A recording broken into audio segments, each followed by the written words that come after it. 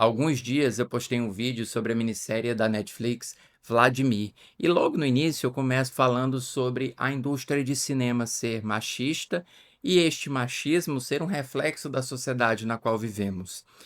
Pois bem, este mesmo machismo, ele acaba criando homens circunspectos, introspectivos, incapazes de acessar as suas emoções mais profundas ou de se relacionar mais sensível e sinceramente com outros homens. Acaba se criando relacionamentos superficiais que envolvem gostos em comum, por exemplo, por esportes, por videogame, por arte, ou, quando não, coisas piores, né? Grupos masculinos que passam os dias conversando sobre mulheres, compartilhando imagens e fotos destas mulheres, construindo toda uma dinâmica masculina em torno da rejeição da sensibilidade.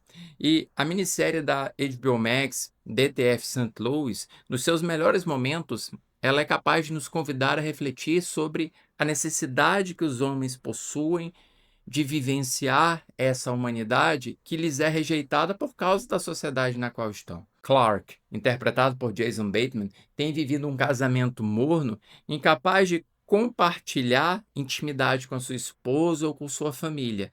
Parece que ele apenas vai levando a vida um dia de cada vez, valorizando-se da sua reputação dentro da cidade e também da reputação que construiu no programa de telejornal. Aliás, curioso, um programa que cada vez mais se torna desnecessário, porque as pessoas já têm a previsão do tempo nos seus celulares ou nos seus computadores.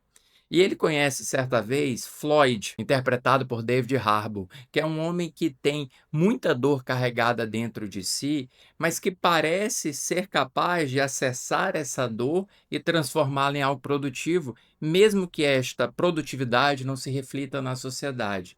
Então, por ter sofrido e sentido tanto, Floyd é capaz também de dialogar com seu enteado, é capaz de fazer contatos humanos ou de ansiar por contatos humanos que ele não consegue mais após ter sofrido um acidente que custou o relacionamento com a sua esposa, interpretada pela atriz Linda Cardellini.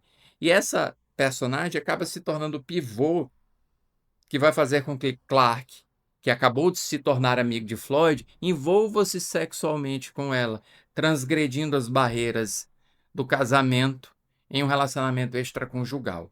Mas a série, ela é muito além do que isso e ela tem outros elementos que valem a pena nós discutirmos.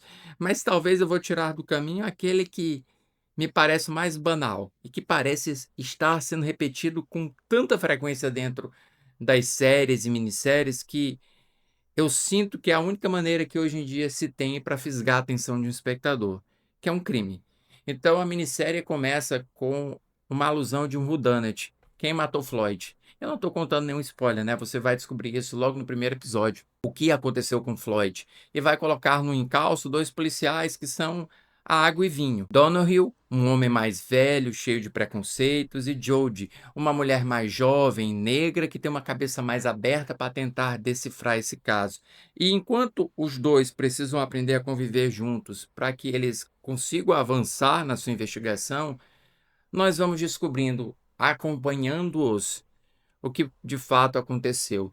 Mas, independentemente da forma como nós vamos descobrir o que aconteceu ou quem provocou o que provocou, o mais importante na minissérie, a meu ver, é essa discussão sobre as sensibilidades masculinas, sobre as afetividades masculinas, sobre como esses dois personagens acabam construindo uma amizade genuinamente aberta, capazes de conversar as coisas mais profundas sem transformá-las em motivo de piada, em motivo de vergonha, em um motivo de fuga.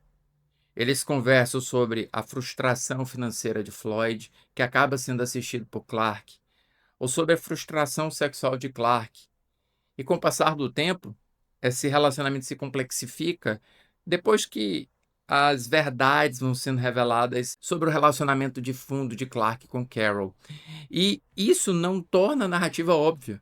Pelo contrário, torna a narrativa ainda mais interessante, porque nós vemos algumas raízes da frustração, tanto associadas às expectativas que nós criamos sobre nós mesmos e as que o mundo cria sobre nós, expectativas de sucesso, de grande retorno financeiro, de poder ser uma figura provedora de sua família, mas também as frustrações decorrentes da sexualidade reprimida ou da incapacidade de expressar essa sexualidade, esse afeto, de abraçar um outro homem, de dançar em uma festa ou de ter um emprego que, mesmo que não seja encarado como um emprego rentável dentro da sociedade capitalista, não é um emprego que todos ambicionam ter, mas comunicar-se com pessoas surdas através de linguagem de sinais acaba se transformando em um atalho para que a comunicação entre os personagens adquira um ar mais universal,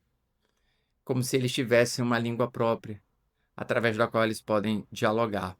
E tanto o Jason Bateman, quanto o David Harbour, quanto a Linda Cardellini, eles estão muito bem nos seus papéis, sobretudo os 2 atores. E se eu ressinto um pouquinho, talvez, pode ser minha percepção, mas parece pintá-la como uma megera, como uma mulher tanto insatisfeita com a vida, igual aqueles outros homens, só que diferente desses outros homens, nós não temos oportunidade de passar tempo com ela e de escutá-la. Escutar porque ela também está frustrada financeira e afetivamente. A gente acaba vendo apenas as consequências dos seus atos na vida desses homens, sobretudo de Floyd, e a gente acaba vendo o peso que ela representa para ele e a incapacidade dele de manter aquela família unida. E eu ressinto a falta de um desenvolvimento maior dela, porque eu acredito que ela poderia dar um outro grau para essa discussão. Porque enquanto nós vemos uma narrativa sobre 2 homens que precisam relacionar-se mutuamente para descobrir a raiz das suas dores, a gente negligencia uma mãe que foi abandonada pelo seu marido anterior, que era um sujeito violento, e que tenta criar o seu filho da melhor maneira que pode, e que engole alguns sapos ao longo da narrativa, mas a gente nunca ouve, com a mesma regularidade como ela se sente.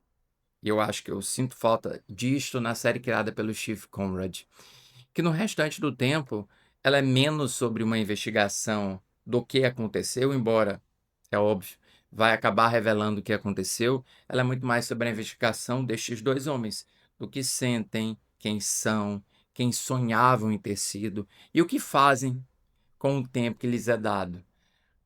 O título da série faz alusão, inclusive, a um site que eles utilizam, um aplicativo de encontro que eles utilizam da cidade de Saint Louis, DTF, encontro de pessoas para se conhecer, para transar, enfim, para se envolver. Mas o aplicativo é deixado de lado, porque o que importa não é o meio que nós nos aproximamos uns dos outros, mas o que nós fazemos quando nós nos aproximamos uns dos outros. E a série tem essa vantagem de trazer essa humanidade de diversas formas, tanto dos 2 personagens centrais, quanto da dupla de investigadores que vai aprender que é muito melhor não bater cabeças, mas trabalhar juntos, porque os 2 têm visões diferentes do mundo, e essas visões que reproduzem preconceitos ou pré-julgamento acabam interferindo com a maneira com que eles investigam e como eles enxergam aquela situação.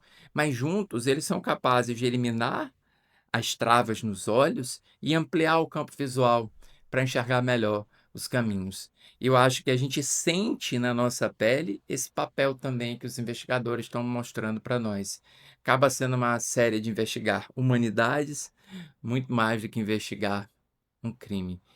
Para DTF St. Louis, eu dou 3,5 estrelas em 5 e ela está disponível na HBO Max. E se você chegou neste vídeo, não esqueça de deixar sua curtida, se você gostou dele, claro, deixa seu comentário sobre a série, sobre o meu vídeo, compartilha com os amigos que precisam conhecer esta série e inscreva-se no canal para as novidades do Cinema com Crítica.